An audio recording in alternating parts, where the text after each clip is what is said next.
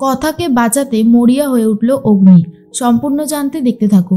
গল্পে শুরুতেই দেখা যায় কথা তো সবার সাথে অনেক মজা করতে থাকে, কিন্তু মাঝে মধ্যেই অগ্নির দিকে তাকালে কথার মনটা খারাপ হয়ে যায়। তার মধ্যেই নীলাদ্রি নেট থেকে সার্চ করে দেখতে থাকে যে কিভাবে অরেঞ্জ জুস ভালো করে বানানো যেতে পারে। আর সেটা দেখার পরেই ছোটকা বলে, শোনো শোনো শোনো, আমাদের নীলাদ্রি তার বউকে খুশি করার জন্য রেসিপি শিখছে।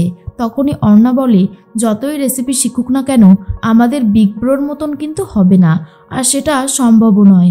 আর ঠিক তখনই এরপরেই কথা বলে, তাতে কি হয়েছে অর্ণা, সে যে ভালোবেসে জিনিসটাকে দেখছে শিখছে, যে যার জন্য তার তো গর্ব হওয়া উচিত, তাই না? সবসময় যে জিনিসটা পারফেক্ট হলেই সব ভালো হবে তেমনটাও কিন্তু নয়। অগ্নি বুঝতে পারে এই সব কথাগুলো কথা অগ্নিকে উদ্দেশ্য করেই বলছে, কিন্তু অগ্নি এসব নিয়ে একদমই মন খারাপ করে না। অগ্নি শুধু এটাই ভাবে যে কথার কাছ থেকে দূরে সরতে হলে কথার সাথে এই রকম ব্যবহারই আমাকে করতে হবে, এছাড়া আর কোনো উপায় নেই। কারণ কথা সবসময় আমাকে ভালোবেসে ফেলছে, এরপর যখন আমি ওকে ছেড়ে দেব ওর তো কষ্ট হবে, ও কিছুতেই নিজেকে সামলাতে পারবে না। তার থেকে একটু একটু করে ও সরে যাক, সেটাই ভালো হবে। এর মধ্যেই একটা খেলা শুরু হয়, আর সেই খেলাটা হলো চিরকুটে যেটা লেখা থাকবে এক একজন করে এসে তুলবে, আর সেটাই অভিনয় করে দেখাতে হবে। প্রথমে চলে এসেছে জুনি, আর তাকে যেটা বলা হয় সে খুব সুন্দর করে অভিনয় করে আক্কিকে বুঝিয়ে দেয়। এরপরেই প্রত্যয় একটা চিরকুট তোলে, আর তাতে লেখা ছিল, তুমি একজন স্টুপিড।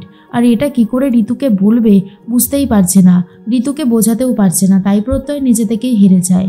এরপর একে এক করে সবাই চলে আসে, আর সবাই খুব সুন্দরভাবে করছিল অভিনয়। তার মধ্যে এবারে চলে এসেছে কথার সময়। কথা তখন যেই চিরকুটটা তুলেছে তাতে লেখা ছিল আই লাভ ইউ, আর সেটা অগ্নিকে বোঝাতে হবে। কথা চেষ্টা করে যাচ্ছে সেটাকে বোঝানোর, আর অগ্নি খুব ভালোভাবেই সেটা বুঝতে পারে আর বলেও দেয়। মনে মনে কথা ভাবে, এমনিতে তো বললেন না, খেলার ছলেই না হয় একবার বললেন, আপনার মুখ থেকে যে এই কথাটা কখনো শুনতে পারবো সেটাই তো ভাবতে পারিনি। তার মধ্যেই আরও একটা খেলা শুরু হয়ে যায়।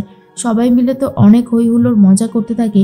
এর মধ্যেই হঠাৎ করে বৃষ্টি নেমে পড়েছে, আর এই বৃষ্টি দেখার পরে সবাই তো যে যার মতন হোটেলের রুমে ফিরে যাচ্ছে, কিন্তু কথা আর অগ্নি এখনও ফিরতে পারেনি।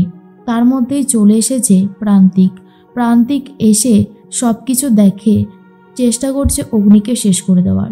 এর মধ্যেই কথা মনে মনে ভাবে, আমি জানি পাচক মশাই, আপনি আমাকে কোনোদিনও ভালোবাসতে পারবেন না, কিন্তু তাই বলে যে আমি আপনাকে ভালোবাসবো না তেমনটা তো নয়।